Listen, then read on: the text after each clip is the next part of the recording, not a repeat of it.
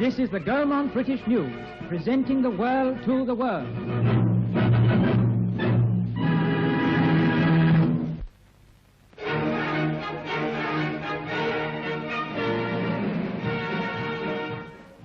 The war has flared up again in East Africa, and the Rome radio is once more preparing the Italian people for bad news, following Bardia, Solum, and Tobruk.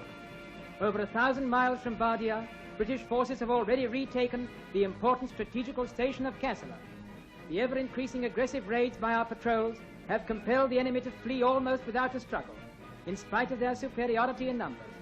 The frontier from the Sudan to Abyssinia is marked by barbed wire entanglements, but these are pierced by our patrols like matchwood in their onward thrust to gain new territory.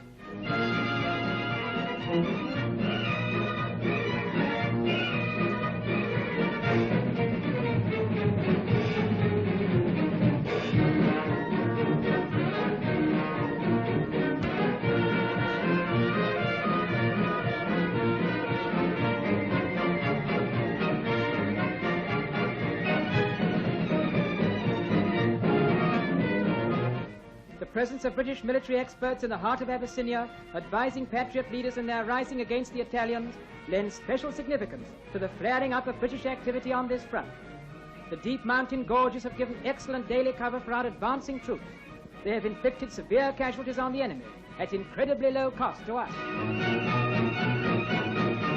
Loyal war drums have sounded along the frontier and from the hilltops of Abyssinia. The Emperor Haile Selassie is once more on the soil of his beloved land. The warrior chieftains of these wild and desolate passes are mad with excitement and are rallying round their emperor in their thousands. Owing to the density of the forests in these intractable parts, it is extremely difficult for these British Sudanese troops to clear the ground for landing fields.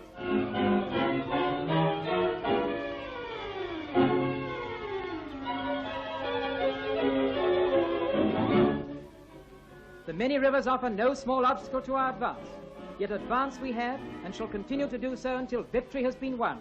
Our secret patrols have done magnificent work all along the line. It is clear that the taking of Kassala has removed the threat to the Sudan once and for all and replaced it by a very formidable one to Abyssinia.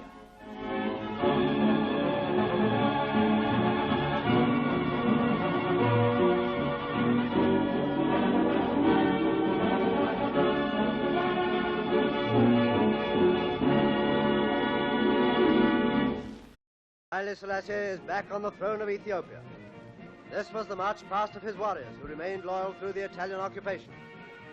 We may be inclined to smile at their antics, but they claim our respect as men who fought for freedom and won it.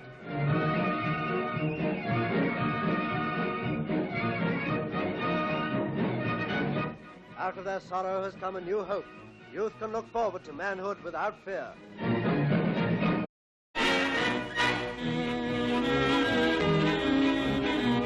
May the 5th, 1936, and the Italians enter Addis Ababa. The big shot looks as if he wants to speak to teacher. After having conquered Abyssinian warriors, mostly armed with rusty swords and flintlock rifles, they try and look impressive with a run round the block on their gun carriages. 5 years ago, Ethiopians were down and almost out. 5 years ago, the Italians started training for the day when they'd have to run for their blinking lives.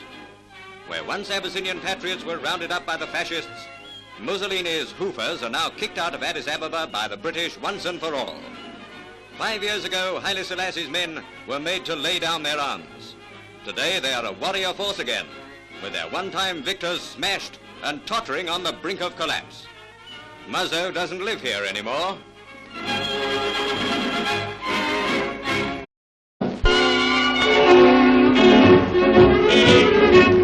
A whopping great hunk of scrap comes into the Washington junkyard. The bronze bust of Mussolini comes from an Italian liner captured at Balboa. A cod funeral procession for old Codface. Move over, Muzzo, you're going for a ride. And this is not what the beauty parlors call a facelift. But this scrapyard salon does things to the ugliest mug. The Japs call it losing face.